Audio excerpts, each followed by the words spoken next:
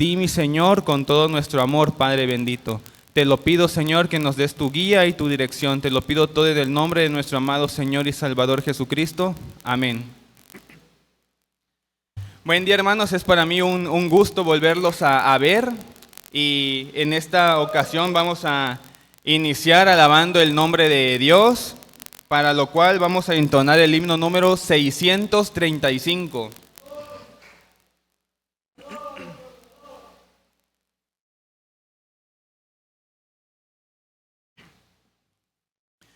Himno número 635. Igual para los que no tengan himnario, ahí en la pantalla nuestro hermano Eber Daniel nos está haciendo favor de proyectarlo.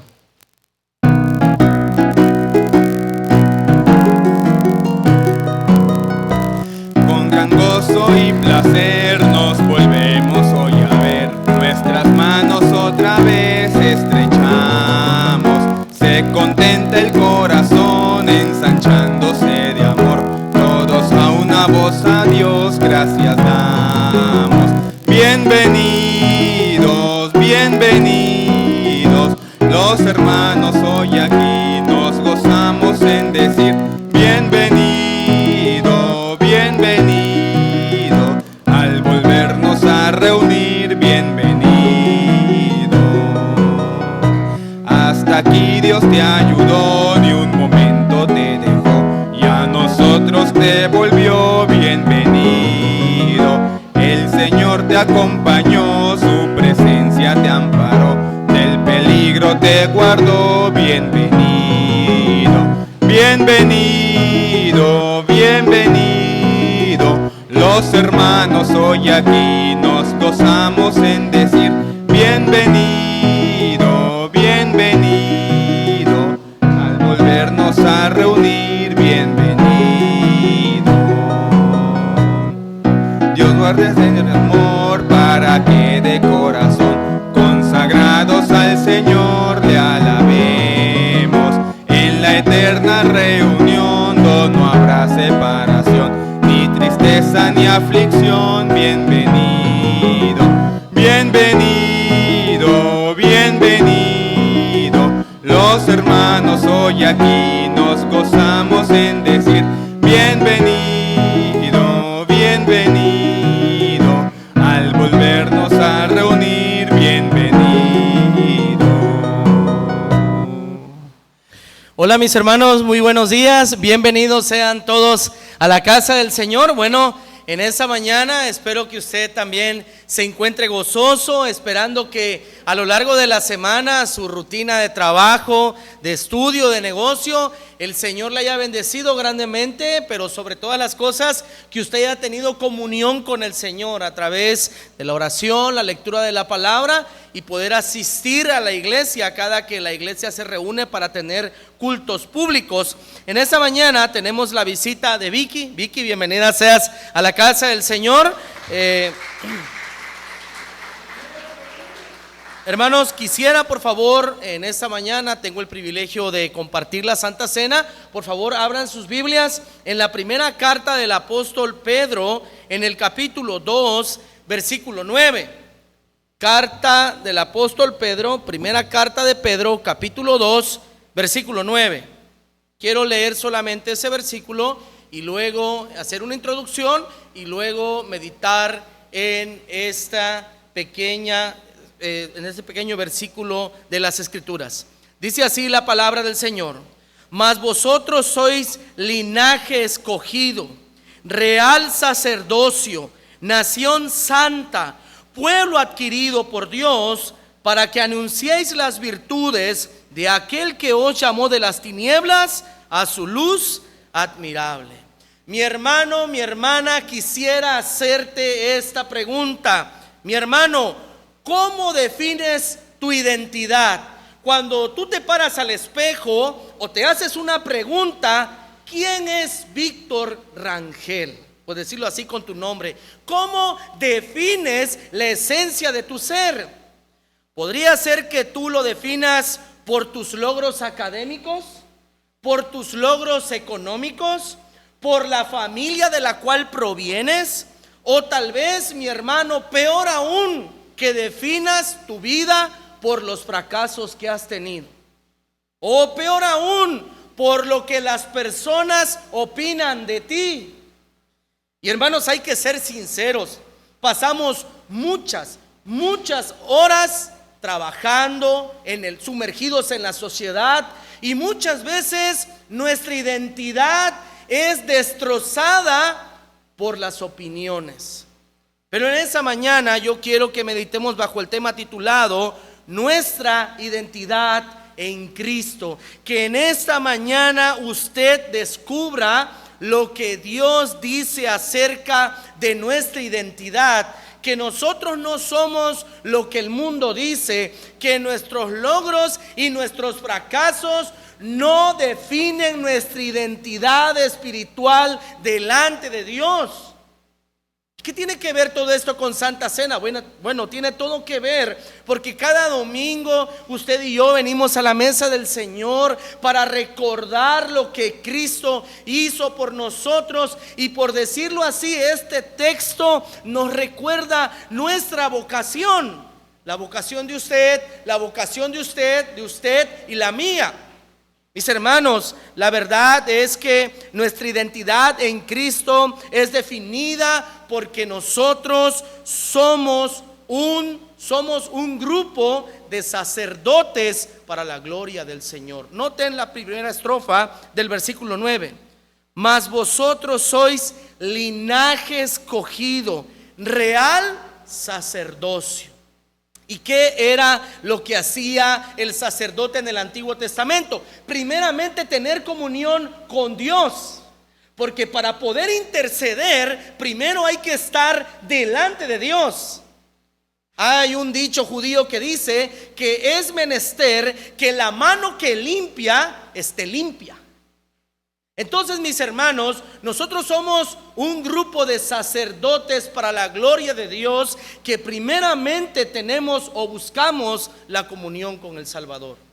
¿Y cómo se logra esa comunión con nuestro Salvador? Bueno, orando, mis hermanos, teniendo comunión con Dios, practicando la oración privada, practicando la oración también pública en la iglesia cuando se reúne la congregación. Esa enseñanza ya la di en un miércoles. Pero mis hermanos, no solo queda allí, también hay que conocer la voluntad de Dios. Porque usted no puede actuar, no puede vivir, no puede pensar, hablar, vivir si usted no conoce la voluntad de Dios.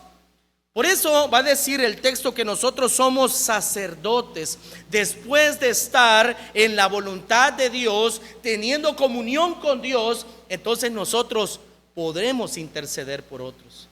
Porque nuestras oraciones tienen poder para la gloria de Dios. Mi hermana, mi hermano, nosotros somos un grupo de sacerdotes, y esa idea revolucionó la Reforma Protestante, que todos los creyentes son sacerdotes delante de Dios, y nosotros debemos de tener comunión con Dios, la búsqueda de Dios y también la intercesión por aquellas personas que aún no le conocen. Todos aquí tenemos padres, hermanos, abuelos, tíos, familiares, amigos muy queridos que aún no conocen al Salvador. Pregunta a mis hermanos, ¿cuántas veces nosotros hemos intercedido por ellas o por ellos? ¿Cuándo nosotros hemos pedido por sus almas al decir: Señor, te ruego por la vida de mi padre, de mi madre, de mi hermano, de mis tíos, de mis abuelos, de mis hermanas, de mis amigos, de mis compañeros de trabajo? Mi hermano, mi hermana, no se te olvide que tu identidad está relacionada con el Señor a través de un sacerdocio, de tener comunión con Dios e interceder por aquellos que aún no le conocen.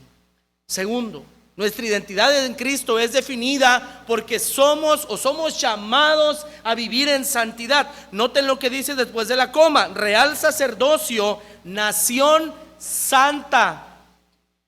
Y ahí mismo en Primera de Pedro, capítulo 1, versículo 16 dice: porque escrito está, sed santos porque yo soy santo. Mis hermanos, este es el reto de vida para los cristianos hasta el último día que estemos en esta tierra. A vivir en santidad, llamados a vivir en santidad, a pelear esa batalla de fe, de vivir en santidad con el poder que Dios nos da a través de su Espíritu. Pero también, mis hermanos, renovando nuestra mente, conociendo la voluntad del Señor. Tercero, mis hermanos, también dice: pueblo adquirido por Dios, para que anunciéis las virtudes de aquel que los llamó de las tinieblas a su luz admirable. Tercero, tenemos un compromiso de comunicar las buenas nuevas de salvación a aquellos que nos conocen. Tenemos el deber de proclamar por qué nuestras vidas han cambiado.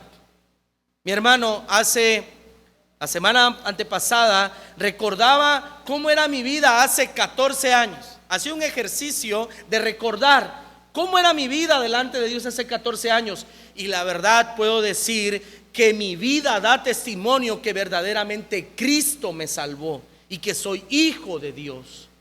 Mi hermano, mi hermana, tú tienes el deber también de recordar lo que Cristo ha hecho por ti y decirle a los que te rodean que Cristo salva, que Cristo transforma, que Cristo es el único camino, la verdad y la vida, y nosotros no debemos de callar, porque todos los beneficios espirituales, yo llego a la conclusión en mi vida con esta tesis: todo lo bueno que hay en mi vida, espiritual, económico, familiar, social, intelectual, proviene del Señor. Proviene del Señor. Y no me canso de decir aquello. Y esta es una forma de comunicar el Evangelio. Porque Cristo no solamente da salud espiritual, que es lo primordial, sino que también da una salud de la psique. Y también transforma lo que nos rodea. Mis hermanos, hoy al venir a la mesa del Señor, quiero que recordemos nuestra identidad en Él. Somos un grupo de sacerdotes llamados a vivir santamente y a comunicar las buenas nuevas de salvación de nuestro Rey. Tenemos que vivir profundamente agradecidos por lo que Cristo hizo por nosotros. Pues dice una estrofa del versículo 9: pueblo adquirido por Dios. ¿Y cómo nos adquirió Cristo? En la cruz del Calvario. Nuestra vida, mis hermanos, fue comprada por precio, a precio de sangre. Y hoy, mis hermanos, al venir a la mesa del Señor, yo quiero que nosotros reconozcamos nuestro pecado, porque la verdad es que las ocupaciones del día a día, el trabajo, los hijos, el esposo, la esposa, los pagos que tenemos, la luz, el gas, el agua, la comida, el internet, etcétera, etcétera, etcétera, las tareas de los hijos, todo eso, mis hermanos, a veces corrompe esa identidad que Cristo nos manda a tener todos los días de nuestras vidas. Así que mi hermano, mi hermana, hoy con humildad, y a veces tristemente hasta un pecado que se está practicando, un pecado practicado. No es que usted peque porque se enojó, porque perdió el control, no, sino que sea un estilo de vida. Eso es algo de verdad que a Dios no le agrada, mis hermanos, que nosotros vivamos practicando el pecado. Así que en esta mañana, antes de venir a la mesa del Señor, me gustaría que usted y yo nos pongamos a cuentas con Dios, que renunciemos al pecado que nos aleja de Dios, y que también, mis hermanos, pidamos perdón y digamos: Señor, a pesar de mis ocupaciones, voy a vivir con excelencia, voy a cumplir con mis obligaciones, pero siempre voy a recordar que tengo que tener comunión con usted, que tú me has llamado para ser un sacerdote, para ser santo y para proclamarte en medio de los que estoy. Mis hermanos, pidamos perdón al Señor, nos pongamos a cuentas con Dios, y después de la oración quiero invitar a mi hermano Jacob y a mi hermano Javier Ruiz, si pueden repartir los elementos después de la oración. Oramos, mis hermanos. Señor, te damos gracias en esta hora de la mañana, porque nos has recordado, Padre, el llamado que tú has hecho a tu pueblo, Comunidad de la Gracia, a cada uno de los que estamos aquí presentes, que nuestra identidad en ti se define, Señor, porque somos un reino de sacerdotes que tienen comunión con usted, que interceden por los que no te conocen, que viven santamente y que proclaman fielmente tu evangelio, las buenas nuevas de salvación. Padre, en nombre de tu pueblo, Comunidad de la Gracia, te pedimos perdón, porque nuestras ocupaciones, el afán de cada día, Señor, nos hace olvidar ese llamado santo que nos has hecho. Y a veces, tristemente, Padre, hasta el pecado practicado nos aleja de usted. Hoy, Señor, como pastor, como Señor siervo tuyo, te pido por tu pueblo, Padre, que tú perdones nuestros pecados, que tú perdones nuestras maldades, que tú sanes, Señor, a cada hermano, a cada hermana que está pasando por una situación de enfermedad, de problemas familiares, y que hoy ha venido con el corazón arrepentido, contrito y humillado, como dice tu palabra, que tú no desprecias el corazón contrito y humillado. Que usted haga, Señor, la obra, Padre bendito, en la vida de mis hermanos y en la mía, para que podamos conocerte, amarte, servirte, vivir para la gloria de tu nombre y estar en plena comunión con usted. Perdona nuestras maldades, santifica, Señor, el pan, santifica, Señor, el vino, que representan tu sangre y tu carne que fue inmolada para nuestra redención. En Cristo Jesús te lo pedimos todo, Señor. Amén y amén. Bueno, voy a pedir a los hermanos, por favor, que repartan los elementos. Mientras tanto, la iglesia busca 1 Corintios capítulo 11, versículo 23. Bueno, busquen en sus Biblias 1 Corintios capítulo 11, versículos 23 en adelante. 1 Corintios 11, 23 en adelante. Dice así la palabra de nuestro Dios.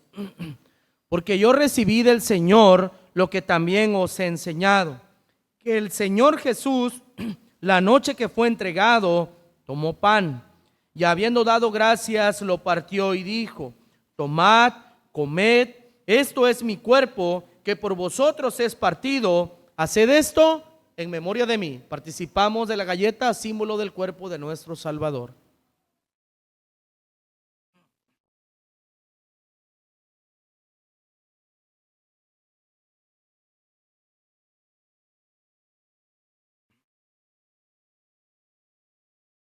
Versículo 25.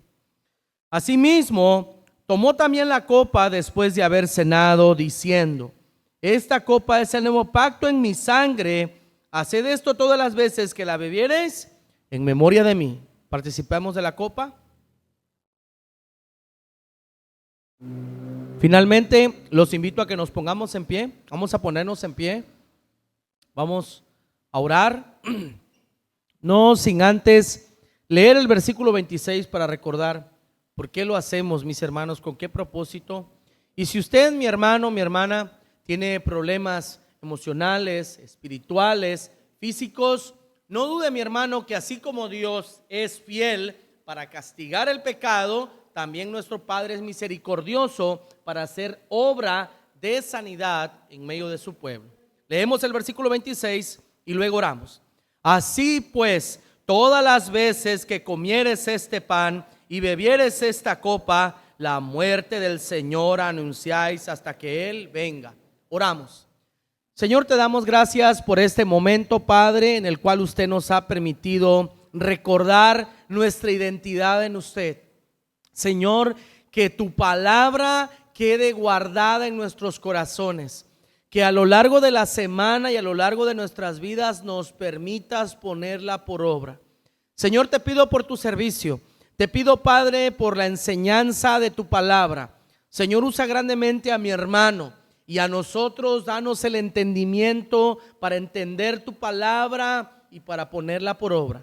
Oro también por la enseñanza de los niños. Padre, dales el entendimiento a los más pequeñines de la iglesia para guardar tu palabra y ponerla por obra. Señor, te damos gracias en Cristo Jesús. Amén.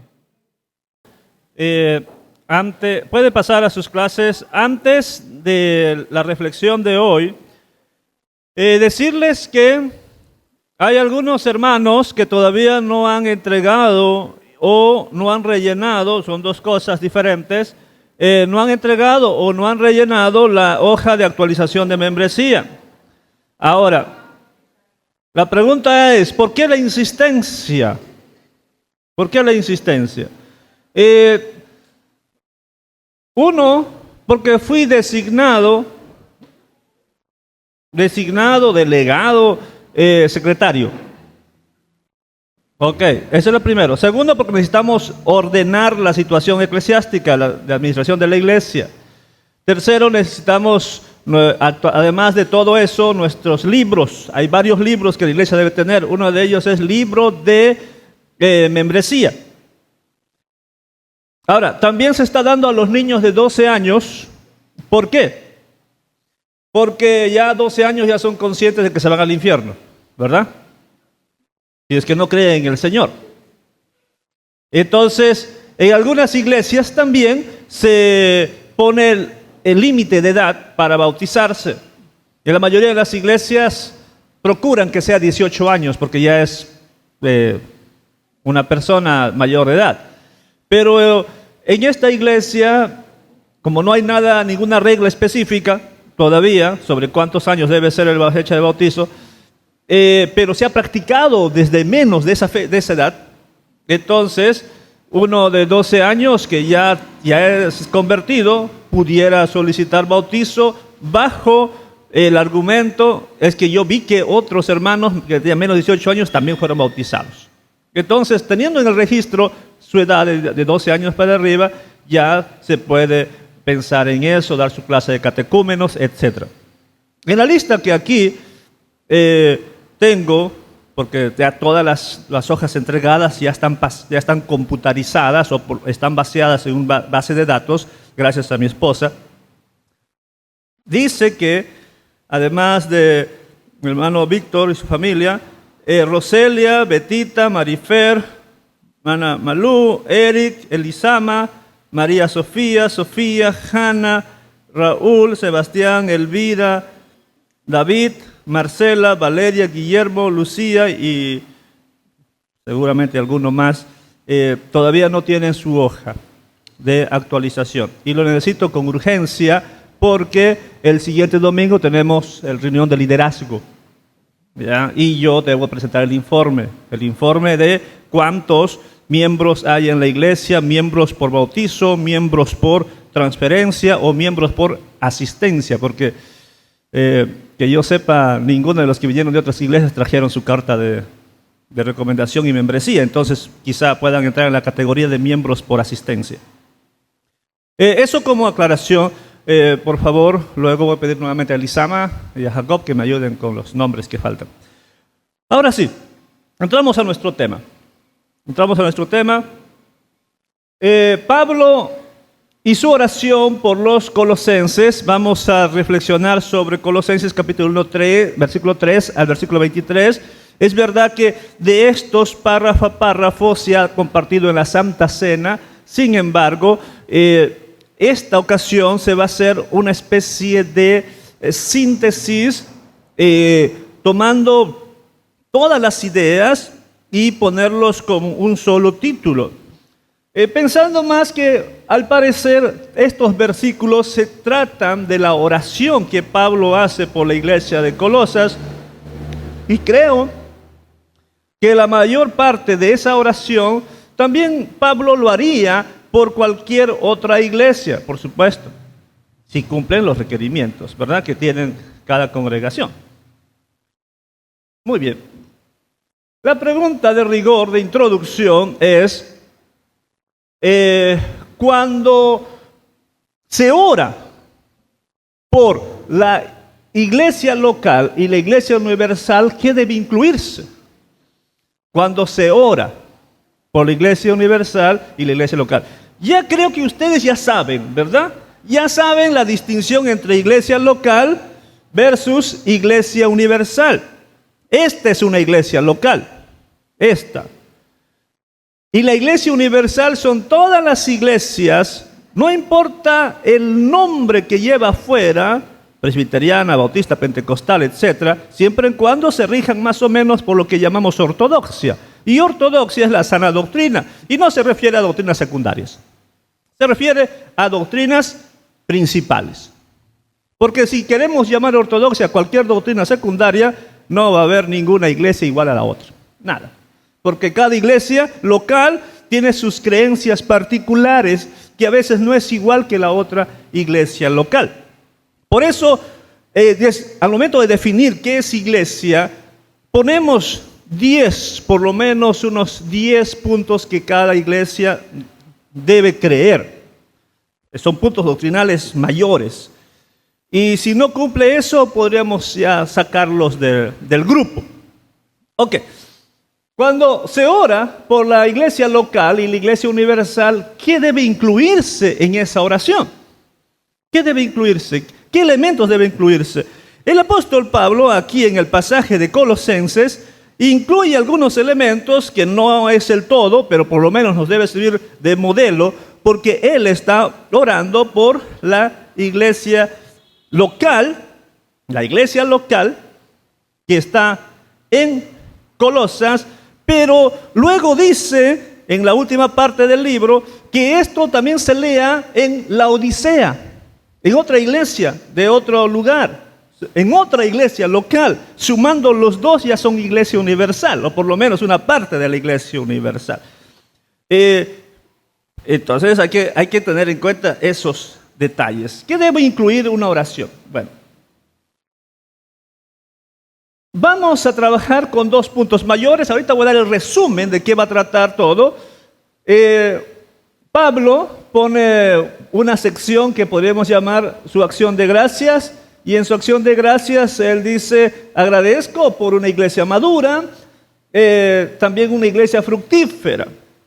O sea, debemos incluir en la oración gratitud a Dios. Gratitud a Dios por lo que es la iglesia. Aunque sea una iglesia que tiene muchos defectos, ha de tener virtudes. Ha de tener virtudes, y esas virtudes hay que agradecer a Dios. Dentro de sus peticiones, porque toda oración incluye peticiones, y a veces las peticiones son más que las acciones de gracias, las alabanzas, la adoración, etc. Y algunos ni siquiera incluyen a la acción de gracias, directo pasan a la petición. Bueno, dentro de su petición vamos a tener que sepamos lo que Dios quiere hacer. Que la iglesia sepa lo que Dios tiene planeado hacer. Otra petición, que andemos dignamente. Esa es una petición grande. ¿Quién es andar dignamente? Y dentro de esa segunda petición se van a desglosar, porque viene desde el versículo 10 hasta el versículo 23, algunas descripciones que podrían ser, explicaciones de qué es andar dignamente. Por ejemplo, andar dignamente es llevando fruto, o creciendo en su voluntad, o siendo fortalecidos, o dando gracias al Padre. Estos son, ¿qué? Son formas de cómo se debe vivir dignamente delante de Dios. Ahora, hay gente que no da gracias a Dios, pero vivir dignamente es dar gracias a Dios. ¿De qué debemos dar gracias a Dios? 1, que Él nos capacitó. 2, que Él nos libró. 3, que Él nos trasladó. Y 4, que nos reconcilió. Bueno, eso es el esbozo general de lo que vamos a hablar en la enseñanza prédica de hoy. Oye, pasemos a nuestro primer punto, y es su acción de gracias. Su acción de gracias. Pablo dando gracias a Dios, y eso va a estar desde el versículo 3 hasta el versículo 8. su acción de gracias. Muy bien. Continuamos. Primera acción de gracias es porque la iglesia de Colosas parece ser una iglesia madura. Parece ser una iglesia madura. Pues en los versículos 3 al 5, que pueden ustedes revisar en su Biblia, si tiene buena vista, puede mirar allá que lo tengo coloreado, porque son puntos importantes para observar. Dice, damos gracias a Dios, el Padre de nuestro Señor Jesucristo, orando siempre por vosotros, al oír de vuestra fe en Cristo Jesús y del amor que tenéis por todos los santos, a causa de la esperanza reservada para vosotros en los cielos, de la cual oísteis antes en la palabra de verdad, el Evangelio. Muy bien. Una iglesia madura. Da gracias a Dios por una iglesia madura, pero yo no veo acá la palabra iglesia ni veo la palabra madura. Desglosemos un poquito más. Comienza la frase, damos gracias a Dios, y damos está en plural. Ese damos es porque el apóstol Pablo está escribiendo al lado de Timoteo, según el versículo 1. Los dos, y quizá otros coladores más que se unen a la gratitud, dan gracias a Dios por la iglesia de Colosas. En su dar gracias están orando y dice aquí, siempre, orando siempre. Esto es algo muy fuerte, porque él no es el pastor de Colosas, o no es el líder de Colosas. Él es fundador de iglesias, apóstol fundador de iglesias, y tiene muchas iglesias que ha fundado. Ahora, se da tiempo para orar por una de esas tantas iglesias. Por supuesto, aquí el adverbio siempre no significa, el adjetivo siempre no significa que todos los segundos está orando, pero está constantemente en su oración por la iglesia de Colosas. Ahora, el versículo 4 es lo que demuestra la iglesia madura, porque le incluye dos elementos de una iglesia madura: fe y amor. Dice, al oír de vuestra fe en Cristo Jesús y del amor que tenéis por todos los santos. Dos elementos que no debe faltar, dos elementos que luego se va a hablar una gran discusión teológica en Santiago puntualmente y en Romanos, diciendo que Pablo aboga más por la fe y Santiago más aboga por las obras. Es que cada quien está dando énfasis, pero no está diciendo que uno elimina a la otra. No. Fe en el Señor Jesucristo, fe en Jesucristo.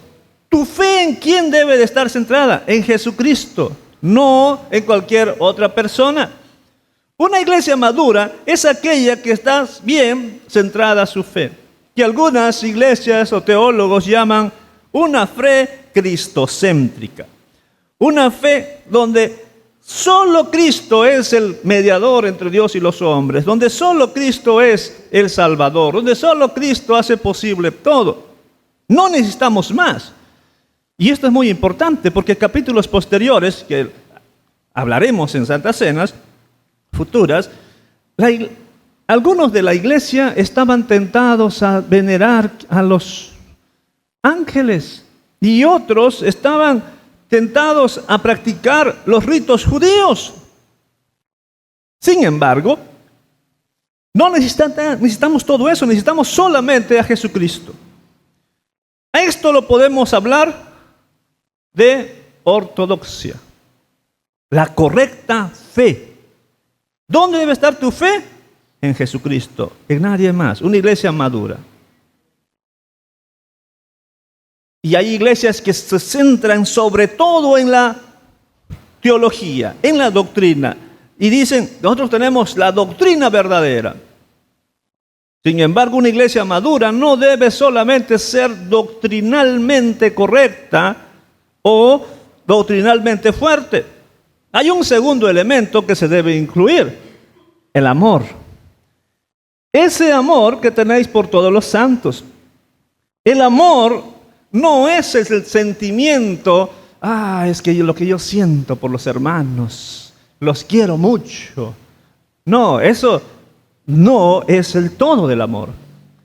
El amor no es simplemente la tolerancia, es que los tolero, son mis hermanos. El amor no es solamente el desearles bien, quiero que te vaya bien. El amor incluye, además de eso, acciones concretas. Como por ejemplo, lo que en algunas iglesias se llama el kilo de amor. El kilo de amor, ese dar con acciones cosas para los necesitados, especialmente los hermanos en la fe, pero también los que no son de parte de la iglesia. Por eso dice, todos los santos. Ahora, santos aquí ya he dicho que no se refiere a los que han sido canonizados por la Iglesia Católica Romana, se refiere a los creyentes. Ahora bien, ese elemento es el que falta en algunas iglesias, por no decir el 90% de las iglesias. Tienen sana doctrina, tienen ortodoxia, pero les falta la ortopraxis, la correcta práctica, que es en este caso identificado con el amor. Eso es lo que carecen muchas iglesias. Todo Dios, vertical, nada horizontal, o poco horizontal. El amor a los hermanos, el amor hacia otros, el amor al prójimo.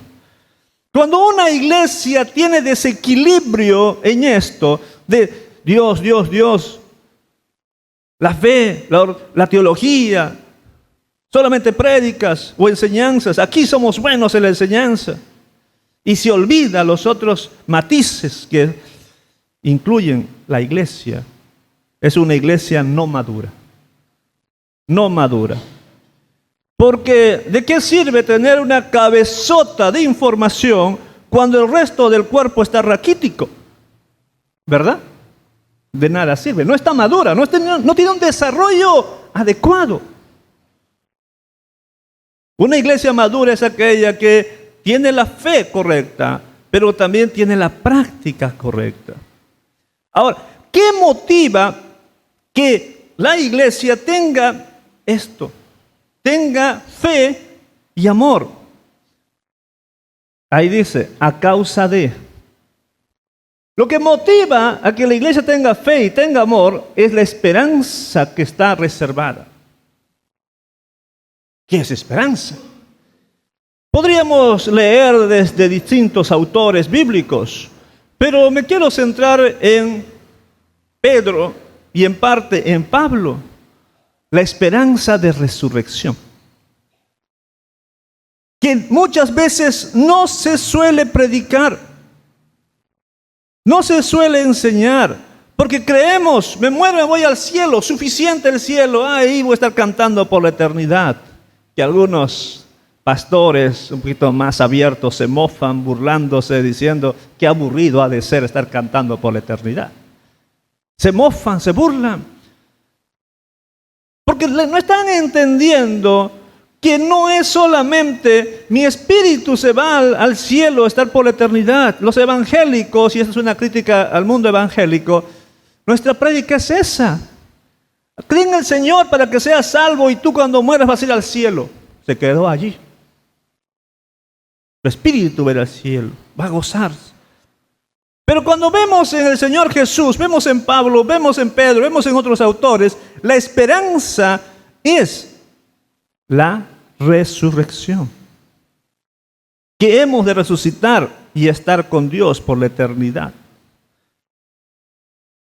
Y esa promesa está segura. Nadie nos los va a quitar, porque donde está guardado no entran ladrones. ¿Dónde está guardado? En los cielos. Ahí dice, esperanza reservada, guardada, preservada en los cielos. De ahí nadie te va a robar. Esa es la motivación. La motivación para tener una correcta teología y una correcta práctica es que yo tengo algo que me espera en los cielos. Esa resurrección que Dios me ha de dar y todas las bendiciones que eso incluye. Esto es la primera gratitud que da Pablo a Dios. Una iglesia madura porque realmente tiene fe y tiene amor. Y tienen la motivación correcta. La segunda es la de una iglesia fructífera. Y lo encontramos en los versículos 6 al 8.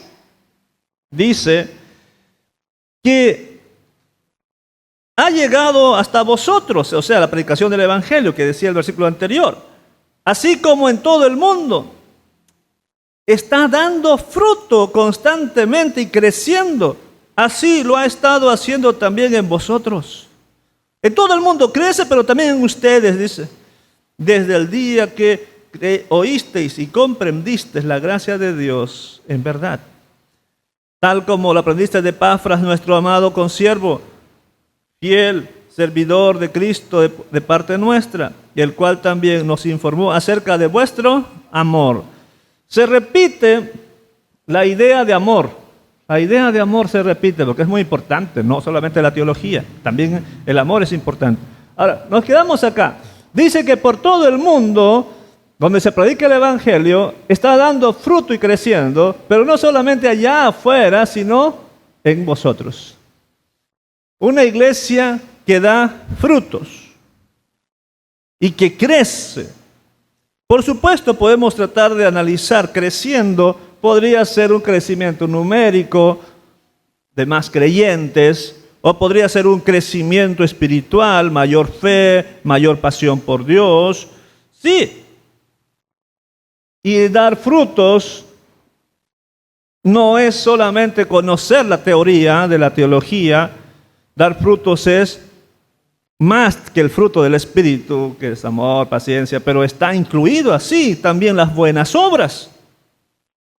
Una iglesia fructífera, una iglesia que está creciendo, que está dando frutos, una iglesia no ociosa.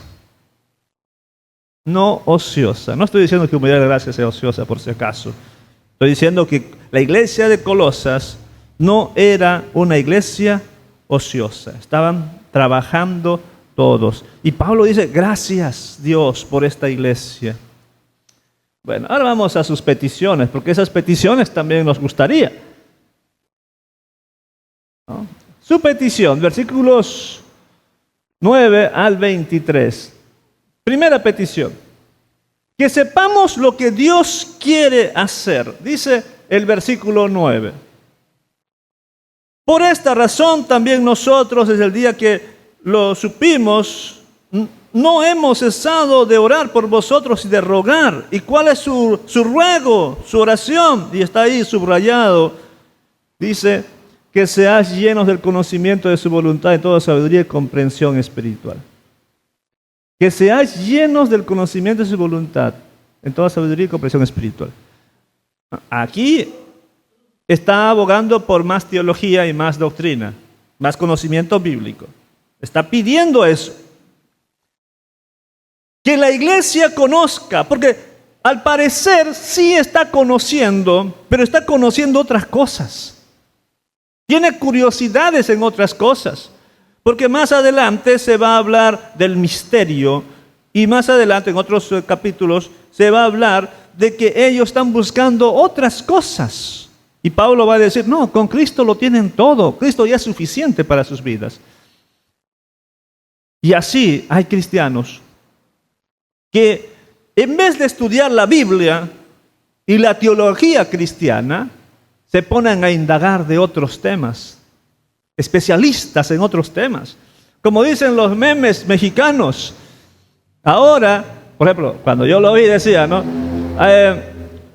Voy a dejar de ser especialista en el divorcio de Shakira, ahora me voy a ir a ser especialista en la chica que desapareció en Monterrey. Y así, cada vez que sale un tema nuevo, se llenan de esa información, comienzan a hablar hasta en sus redes sociales, en sus amistades. Y se ponen a ver videos, leer noticias de eso. informados de esos temas, perdiendo el tiempo, cuando deberían estar informándose de lo que dice la Biblia y la teología. Y algunos de esos creyentes en sí querían conocer más y más y más de otras cosas, del judaísmo, de las religiones comparadas, del ascetismo que va a hablar el capítulo 3. Querían conocer más y más. Pero dice Pablo, yo no quiero que conozcan mucho de esos temas, yo quiero que estén llenos del conocimiento de la voluntad de Dios y comprensión espiritual.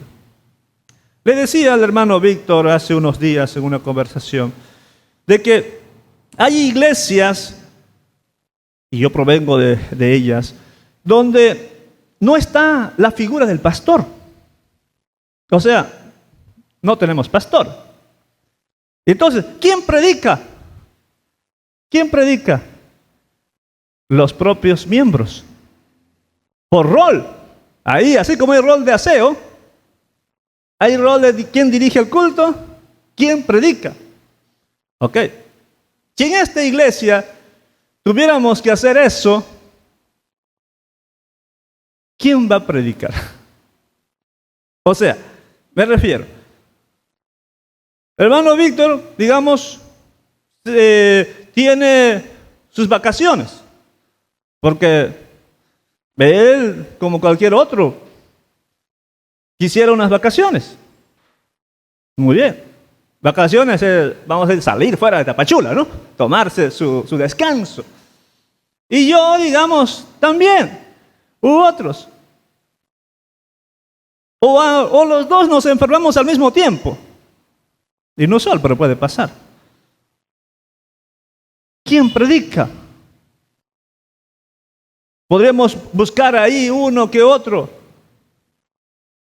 Pero a lo que voy es que debe de haber personas que están dispuestas a predicar, pero ¿de qué van a predicar?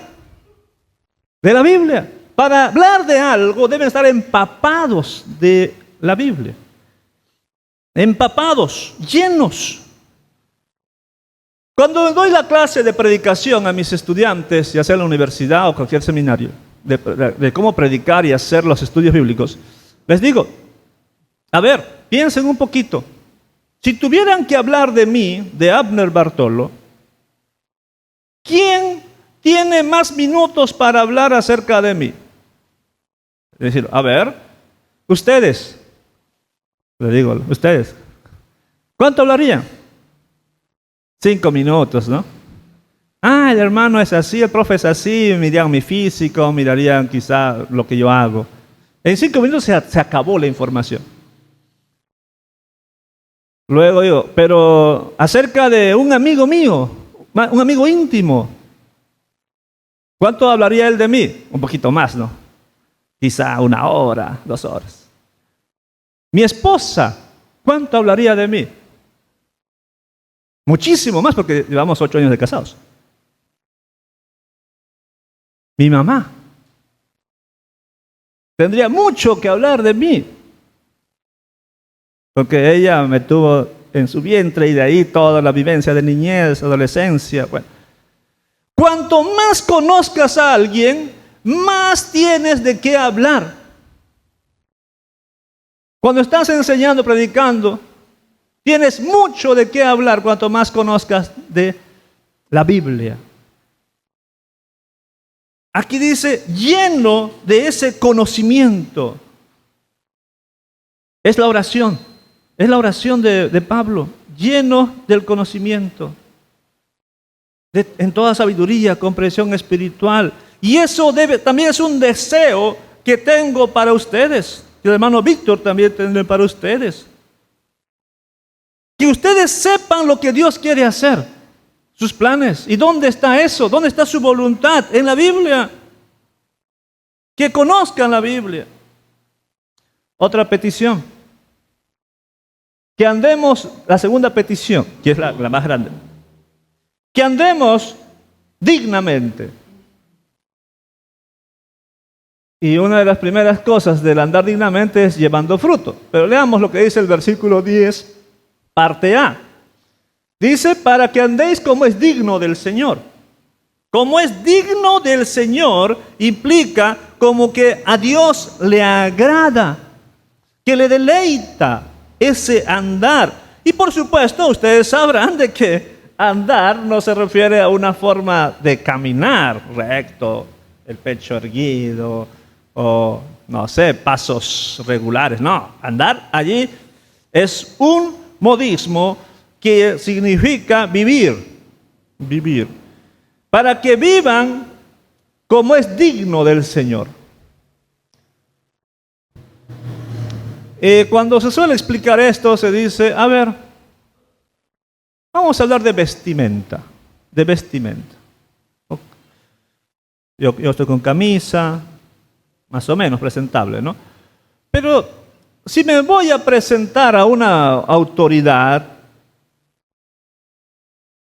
como es digno delante de él, no voy a ir sudoroso, sin haberme bañado, sin haberme echado desodorante, con una ropa con hoyos, arrugada, todo despeinado. Es lo que valgo, es lo que llevo dentro, no lo que fue. Mi papá decía eso, yo estoy de acuerdo, es que lo que vale en el hombre es lo que lleva en la cabeza.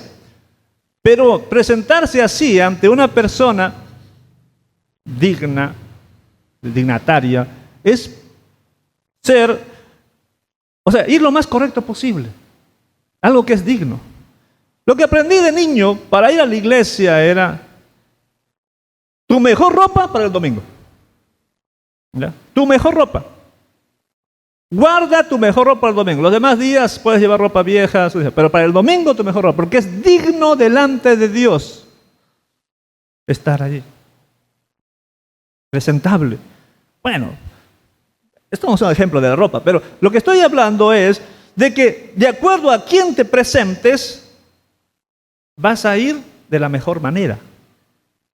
Y no estoy diciendo que vengan pues elegantes a la iglesia, que sabemos que Dios está en medio nuestro. Lo que me refiero es que tu estilo de vida, tu andar en el trabajo, en la escuela, en la calle, tu vecindario, etcétera, debe ser como que a Dios le agrada. Un perfume de hermoso aroma ante la nariz de Dios, por usar un antropomorfismo.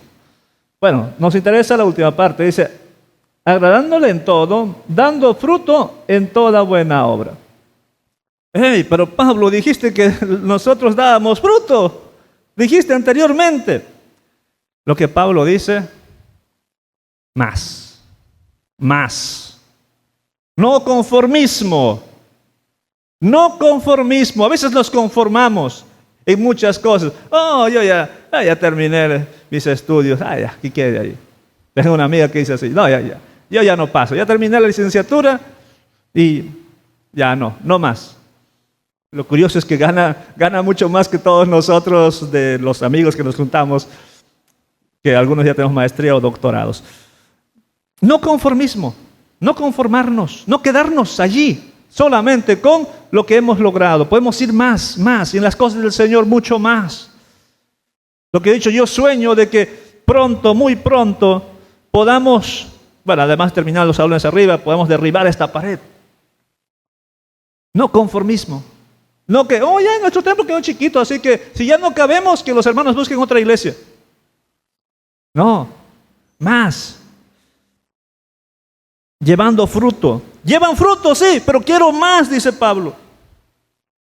Otra petición. Bueno, no otra petición, otra forma de vivir dignamente, porque estamos respondiendo a la pregunta, ¿qué es vivir dignamente delante de Dios? Llevando fruto. Eso es lo que le agrada a Dios. Eso es lo que le gusta, que llevemos más fruto de lo que ahora llevamos. Otra forma de vivir dignamente, creciendo en su voluntad. La última parte del versículo 10 dice, y creciendo en el conocimiento de Dios. Nuevamente teoría, nuevamente doctrina, nuevamente teología, nuevamente Biblia. Nuevamente Biblia. Y me da mucha pena de que muchos de ustedes se van después de la prédica. No se quedan al estudio bíblico. Aunque me da pena porque, digo, no quieren aprender, pero yo igual enseño aunque haya uno. Porque Dios me ha llamado a eso. Aunque haya uno, igual sigo enseñando. Ya vamos a terminar este curso. Falta esta y otra más. En mi grupo, por lo menos. Ya vamos a terminar. Luego va a venir otro curso para los miembros. Lo ideal es que se queden todos, pero principalmente los miembros, para conocer cómo son los sistemas de administración de las iglesias. No hay que quedarnos con la información. Ya, la práctica ya es suficiente. No, a más. Conocimiento mayor de la voluntad de Dios. ¿Qué es lo que quiere Dios? ¿Dónde está? ¿Dónde está lo que Dios quiere? En la Biblia. ¿Quieres vivir dignamente delante de Dios? Estudia. Estudia. Aquel que no quiere estudiar, que dice la teología es aburrida, que dice que la Biblia es aburrida, que dice no me interesan las cuestiones de iglesia, ni cómo se administra, ni cómo es su doctrina. Porque yo preguntar a algunos de ustedes diría, ¿qué cosa cree Comunidad de la Gracia?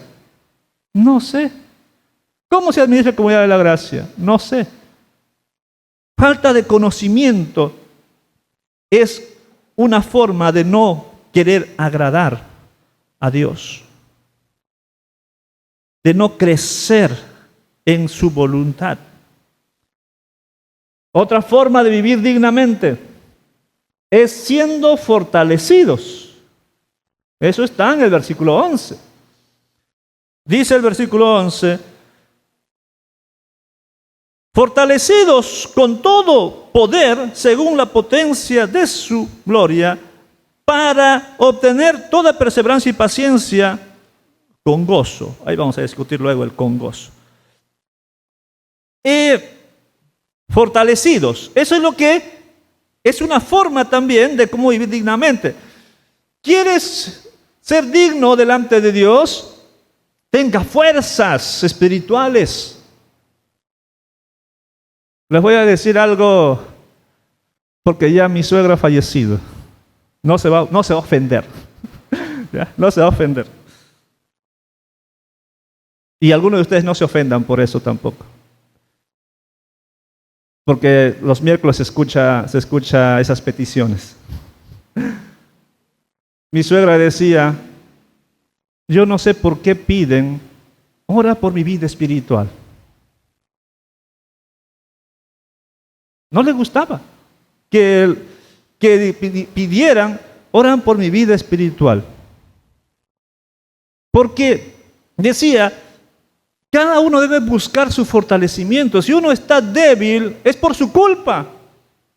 Porque no está buscando alimentarse de la palabra de Dios. ¿Qué cosa quieres? ¿Que un ángel venga y te meta la Biblia en tu cabeza? Sabemos que la Biblia es el alimento espiritual. Y si tú no comes, vas a estar débil. No me digas estoy ayunando espiritualmente. El que ayuna espiritualmente es porque quiere estar débil.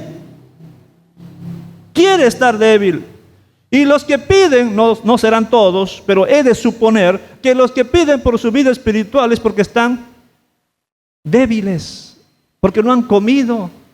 ¿No han comido qué? La palabra de Dios.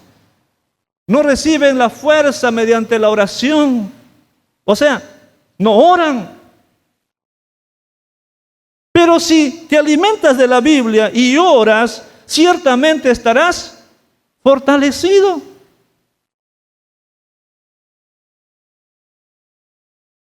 Ciertamente estarás fortalecido. Ahora, cuando tengas esas fuerzas, vas a tener madurez y paciencia, perseverancia y paciencia. Porque aquellos que son débiles, luego se van de la iglesia. Y sería bueno si se van a otra iglesia. A mí no me ofende, me alegra cuando alguien que, busca alimentarse y dice, no, voy a otra iglesia. Pero me entristece cuando se va al mundo. Si se va a otra iglesia, bien. Pero peor es de aquel débil que se va al mundo. Entonces, ¿quieres vivir como es digno delante de Dios, sé fortalecido. Y la fortaleza viene de la alimentación. Viene de la comunión con Dios. Y ciertamente les quiero afirmar de que cuando uno no hace lo que dije, es débil. Yo puedo decir por experiencia. Por experiencia. Dejaba de leer mi Biblia, dejaba de orar o dejaba de congregarme por alguna situación, digamos un sábado, porque el culto de jóvenes, un sábado no asistía, se me bajaba. ¿Ya? Porque en las iglesias la mayoría de las iglesias es martes de oración, jueves de estudio bíblico, sábado de culto de jóvenes, domingo pues el culto general. A un culto no llegaba, era un bajón. ¿Quieres perseverar? Tenga la fortaleza de Dios. Voy finalizando. El último. Dando gracias al Padre. Una forma de vivir dignamente es agradeciendo a Dios. ¿De qué debo agradecer a Dios? Debo agradecer a Dios porque Él me capacitó o capacitó a toda la iglesia. Ahora, tenemos versículos 12, pero antes el versículo 11 puse con gozo. Y es un problema interpretativo aquí, les resumo, porque la Reina Valera pone el con gozo en el versículo 12. Otras versiones lo ponen en el versículo 11. ¿Por qué? Porque en el texto griego la división de versículos quedó en el versículo 11. No tiene mucho sentido. Por eso he dicho, se equivocaron los que pusieron la división de capítulos y versículos. Se equivocaron. Pero bueno, al margen de eso, hay otra traducción, la traducción viviente hizo todavía una cuestión extra. Esta es una preposición en griego y esto es un sustantivo en griego. Pero la traducción viviente los convirtió en un verbo, diciendo, pido de que ustedes sean gozosos. Les añadió un verbo. Algo raro.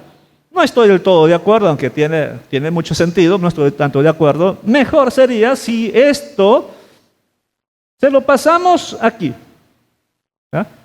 Con gozo dando gracias a Dios. Como tiene Reina Valera. Con gozo dando gracias a Dios Padre que nos ha capacitado para compartir la herencia de los santos en luz. Nos ha capacitado ¿para qué? Compartir. Ahora, la palabra compartir en español podría referirse a hablar, compartir el evangelio, pero también puede referirse a ser partícipes de algo. O sea, compartir un pastel es hacer partícipes del pastel. Lo cierto es de que nos ha capacitado no solamente para hablar del evangelio, sino para compartir esa herencia. Otra cosa, nos libró. ¿Nos libró de qué? Dice, del dominio de las tinieblas. Nos libró Dios. Otra cosa de agradecer a Dios, nos trasladó al reino de su Hijo, en quien tenemos redención, perdón de pecados. Finalmente, son muchos versículos, pero voy a simplemente decir eso. Aunque antes estabais alejados y erais de ánimo hostil, o sea, enemigos, ocupados en malas obras, sin embargo, ahora Él los ha reconciliado en su cuerpo de sangre. O sea, en conclusión, está que agradeciendo a Dios es una forma también de que podamos vivir dignamente. Finalizo con la siguiente pregunta. ¿Quieres orar por la iglesia? ¿O quieres orar por ti? No sé si se dieron cuenta la pregunta.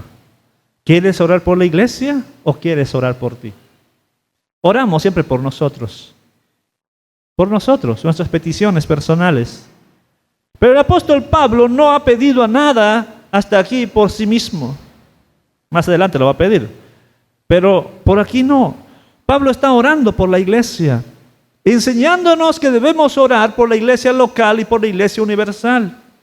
Enseñándonos que debemos tener puntos de gratitud y también peticiones. Y las peticiones son para el crecimiento de la iglesia, las peticiones son para que lleven fruto, para que sean agradecidos, porque muchas de las iglesias son desagradecidas, sean fortalecidos. ¿Quieres orar por la iglesia? Vamos a orar. Señor, en esta hora de la tarde quiero pedirte que bendigas a Comunidad de la Gracia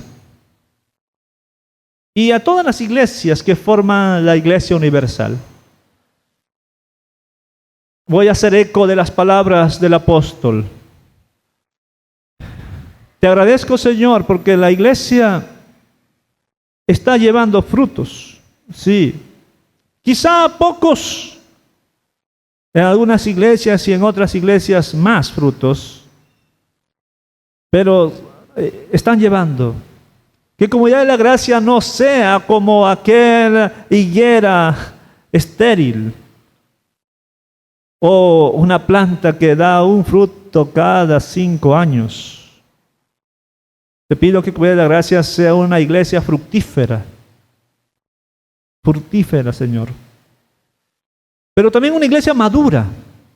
Una iglesia madura. Que tenga fe, una fe arraigada y las buenas obras y el amor presentes siempre en su ADN. Lo mismo por todas las iglesias. Por todas las iglesias del mundo que no se desvíen de la verdad doctrinal ni que dejen de amar al prójimo. Señor, dentro de estas peticiones, además de la acción de gracias por la iglesia fructífera y madura, pedirte para que esta iglesia sea una iglesia que crezca, Señor, que crezca más y más. Pedirte de que sea una iglesia que conozca tu voluntad. Una iglesia que sea fortalecida, Señor. Va a haber luchas, pruebas, pero que sean fortalecidas. Y que sea una iglesia agradecida. Agradecida por todo lo que tú has hecho por ellos. Te pido por esta iglesia, Padre, por cada uno de sus miembros, por los asistentes, por los congregantes, niños, adolescentes, jóvenes, adultos. Te pido que sean bendecidos por ti. Te agradezco en Jesucristo, mi Señor. Amén.